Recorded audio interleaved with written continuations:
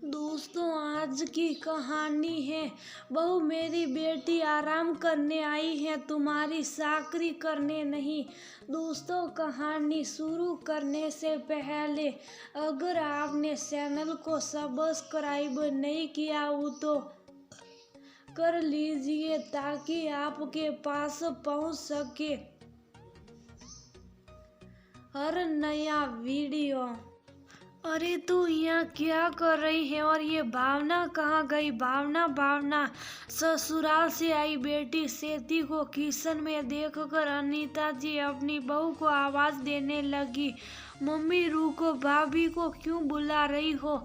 मैंने ही उन्हें किचन से बाहर भेजा है, वो अभी छत पर गई होगी कपड़ा सुखाने। सेती ने अनीता जी को शांत किया तो खाना बनाकर जाती। एक वो दिन था जब तू शादी से पहले सिर्फ आराम करती थी, और एक ये दिन है कि ससुराल से आई बेटी से काम करवाया जा रहा। बहू की कुछ ज्यादा ही हिम्मत बढ़ गई है।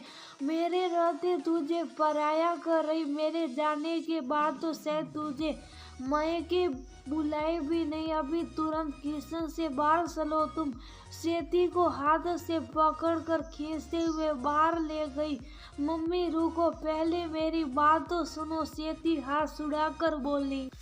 कुछ नहीं सुनना मुझे। भावना भावना इस बार और तेज आवाज में अनीता जी चिल्लाने लगी। अनीता जी की आवाज सुन भावना दौड़ते हुए आई। क्या हुआ मम्मी जी, तुम्हारी हिम्मत कैसे हुई सेती से खाना बनवाने की? वो मायके आराम करने आई है, तुम्हारी चाकरी करने नहीं। मैंने कभी शादी से पहले इसे एक गिलास पानी तक उठाने नहीं दिया, और अब तुम? अनीता जी ने अपनी बात अधूरी छोड़ दी और गुस्से से भावना को देखने लगी।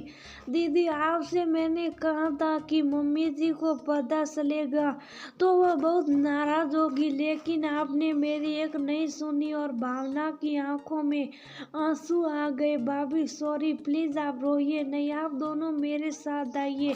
सेती अनीता जी और भावना को लेकर लिविंग रूम में आई और दोनों को सोफे पर बैठा कर खुद उनके पैरों के पास नीचे बैठ गई।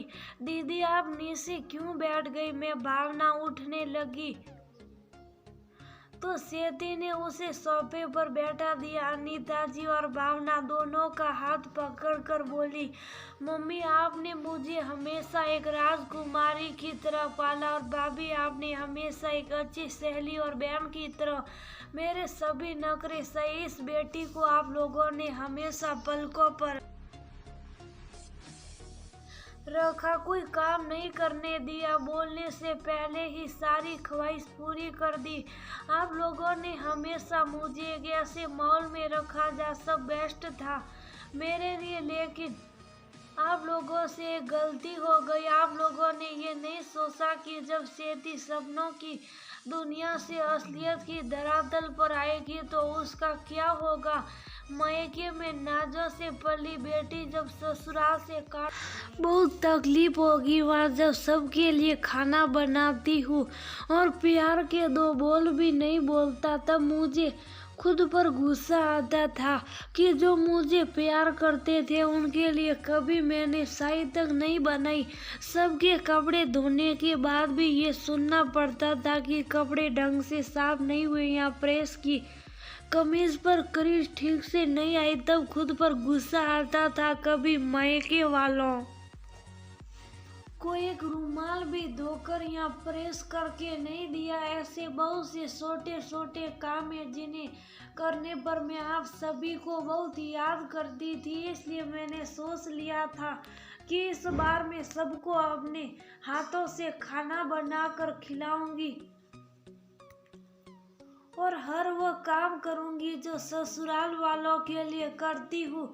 सेती की बात सुनकर अनीता जी और भावना दोनों ही भावुक हो गई। अनीता जी अपने आंसुओं को पोंछते हुए बोली, मुझे पता ही नहीं चला कि मेरी गुड़िया इतनी समझदार है।